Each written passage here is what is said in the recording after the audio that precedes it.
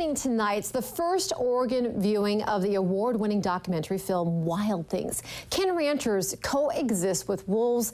This film examines the ongoing battle, and you are invited to a free showing. And with that, we open the discussion right now. Joining us live in studio is John Melgren, an attorney with the Western Environmental Law Center. Thanks for waking up early with us. And, you know, I think there are ranchers will say, yes, this is really possible to coexist with wolves. Others will say flat out, no, it's injuring our livestock, it's affecting our livelihood. But is there a happy medium?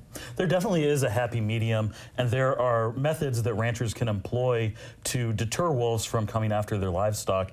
And that's really what we're about, is trying to get ranchers to employ these non-lethal methods to ensure that wolves, humans, and livestock can all coexist, and ensure that that there is that happy medium between important predators that are important for our ecosystems and livestock, which are important for a number of ranchers' livelihood. Now, right now, what are the numbers currently in Oregon, and what about Western Oregon? Where will we find wolves?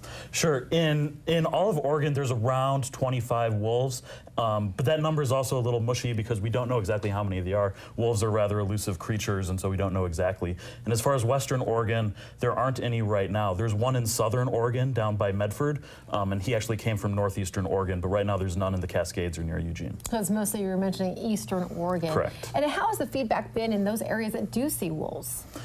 It's definitely been a challenge out there. A lot of people who have livestock operations, sheep and cattle ranches, they are very concerned about wolves because some people do actually lose wolves. But it's also important to remember that the number of livestock that are actually attacked by wolves is very, very small compared to the total number of cattle that are actually on the range. So this is the first viewing. Why bring this documentary to Eugene?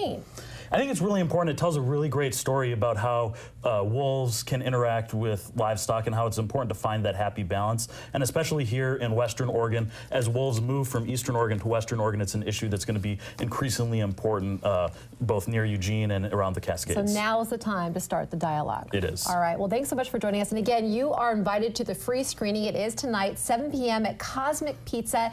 It's a 30-minute film, and immediately after, there will be a panel discussion. Well,